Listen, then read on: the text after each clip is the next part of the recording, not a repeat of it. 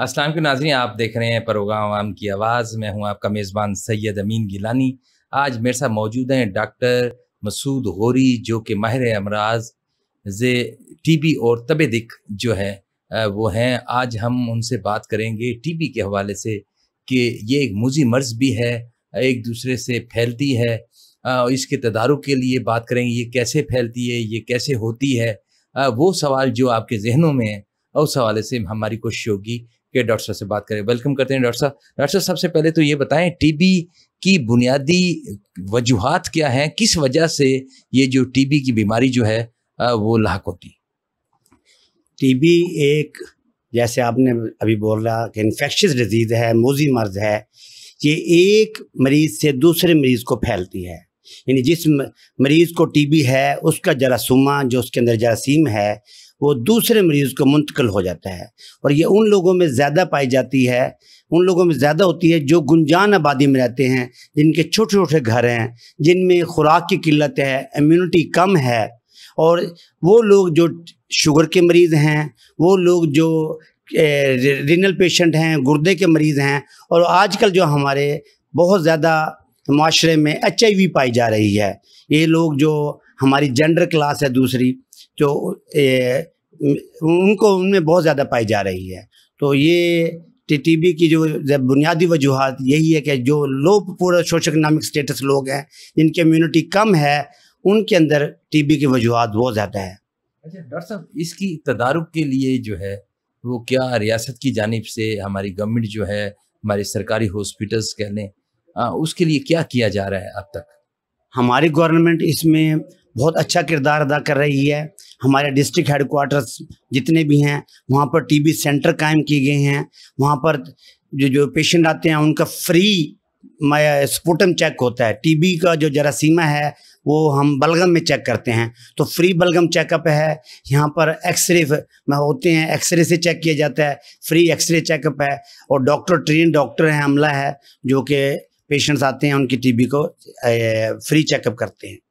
अच्छा, दूसरा डॉक्टर साहब, लोगों के जहन में सवाल है कि अगर जैसे वो लोग जो हैं, जैसे एक जो नामालूद बच्चा जिसे कहें हम, तो उसको अगर आप उससे बचाव के लिए जो कोई इंजेक्शन होते हैं, उसका क्या तरीकाकार है, वो पेरेंट्स को वो लगवाने चाहिए?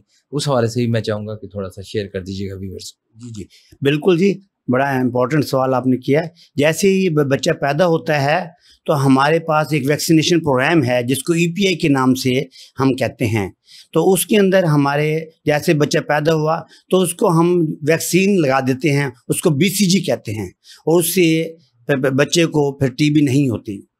जी। अच्छा डॉक्टर साहब, टीबी का ये भी हड्डियों का टीबी है, ये मुख्तलिफ जिस्म के जो औज़ा हैं उस हवाले से टीबी होती है। टीबी का सादा लफ्ज़ों से अगर मैं पूछूं अपने व्यूवर्स के लिए, तो क्या कहेंगे, टीबी से क्या नुकसान आता है इंसानी जिस्म को, इंसानी जो बॉडी है? जी, ये टीबी हमारे पास बेसिकली दो किस्म की है।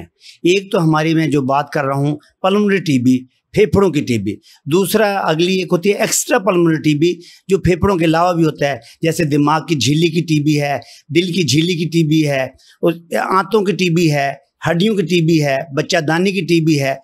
ये हमारी जो टीबी की मुख्तलिफ किस्में, इसके अलावा भी किसी भी ऑर्गन की बॉडी की टीबी बन सकती है। तो इन सब की जो ट्रीटमेंट का तरीकाकार बिल्कुल मुख्तलिफ है? नहीं, ट्रीटमेंट जो तरीका इलाज है, दवाइयाँ सेम हैं, ड्यूरेशन का फ़र्क है। जैसे हमारे फेफड़ों की टीबी है, इसका इलाज पहले वक्तों में 2 साल का था, फिर 18 माह का हुआ, फिर 12 माह का हुआ, फिर 9 माह का। अब हम 6 माह के इलाज में अल्हम्दुलिल्लाह मरीज़ ठीक हो जाता है, अगर वो हमारा तरीक़ाकार है डॉट्स प्रोग्राम। उस डॉट्स प्रोग्राम के अंडर हमारा जो भी मरीज़ इलाज कराता है जो हमारे अस्पतालों में, उससे मरीज़ 6 माह में ठीक हो जाता है।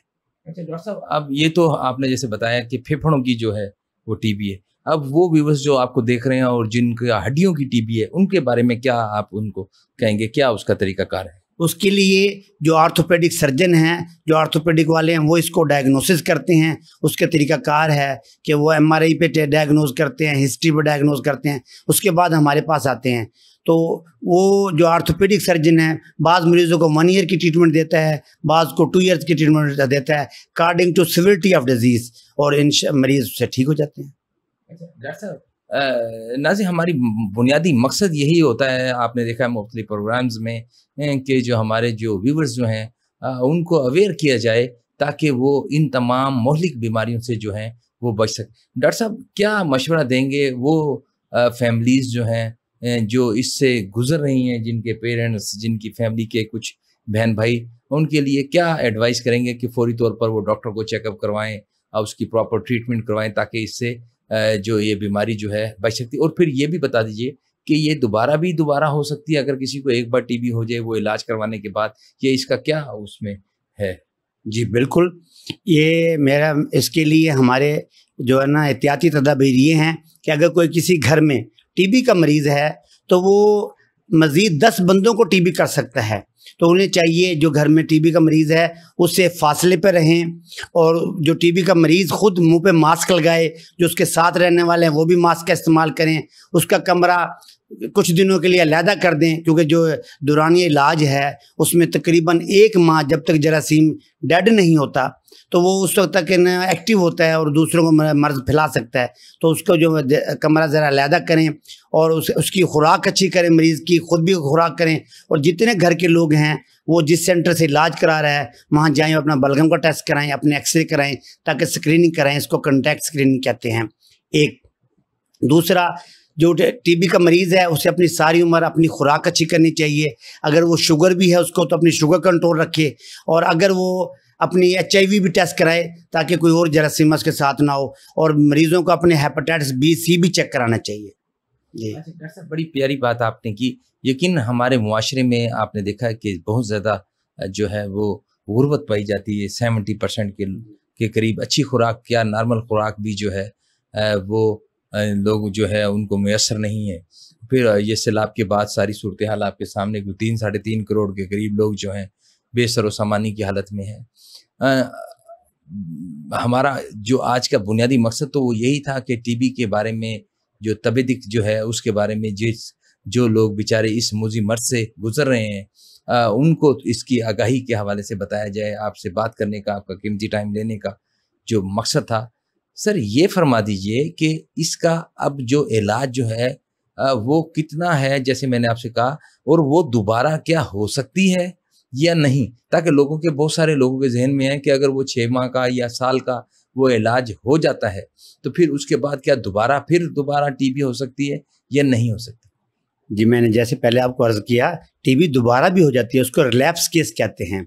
एक मरीज़ है उसने 6 माह का इलाज मुकम्मल किया, वो क्योर हो गया, लेकिन अगर वो दोबारा किसी कोई और मरीज़ उसको दोबारा इन्फेक्ट कर दे, टीबी का मरीज़ उसको इन्फेक्ट कर दे, उसकी इम्यूनिटी अगर कम हो गई है तो उसको दोबारा भी हो सकती है इटसेल्फ।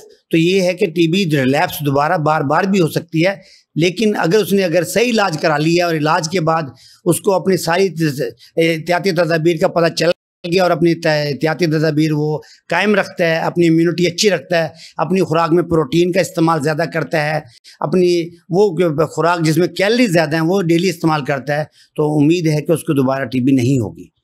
डॉक्टर साहब ये फरमाइएगा कि एक जर्नल जो है आप मैसेज जो है वो क्या देंगे एक आम पब्लिक के लिए कि इससे कैसे बचा जा सकता है, इसके तदारुक से और अपनी खुराक के हवाले से जो है वो किस तरह उसको बेहतर किया जा सकता है?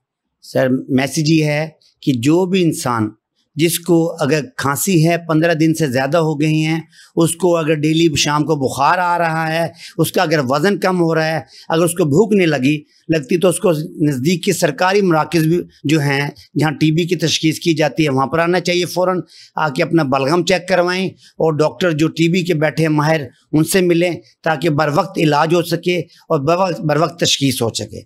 और बाकी ये है कि इसके लिए खुराक का बड़ा रोल है कि इसमें हर बंदे को डेली प्रोटीन का इस्तेमाल करना चाहिए और अपनी खुराक बेहतर रखें। जिनकी इम्यूनिटी अच्छी होती है उनको जरासीमों का लगने का जो है चांस कम से कम है, और खुले घर हों, हवादार घर हों जिसमें जो हवा की क्रॉसिंग वेंटिलेशन हो उसमें भी कम चांस है। बहुत शुक्रिया डॉक्टर साहब। नाज़रीन आज हमारे साथ मौजूद है डॉक्टर मसूद गौरी जो कि माहिर अमराज सीना, टीबी, तबीयत दमा। हमारी आज उनसे टॉपिक था टीबी के हवाले से, जिससे के बारे में हमारा मकसद ये था कि वो सवाल जो आपने हमें से पूछे हैं कि डॉक्टर साहब से पूछें और हमें बताएं।